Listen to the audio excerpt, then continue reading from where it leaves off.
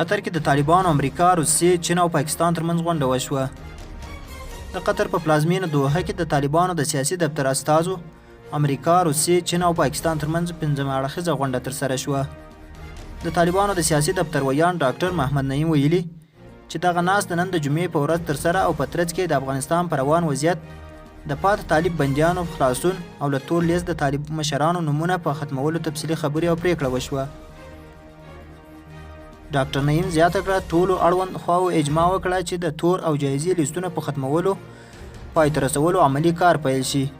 باید وویل شي چې طالبانو امریکا، روسي، چین او پاکستان داسې مهال 5 اړخیزه غونډه کوي چې ټاکل شوې وه د روان کال د می میاشتې تر لومړۍ نیټې پورې به ټول امریکایي او ناټو ځواکونه له افغانستان څخه ووځي.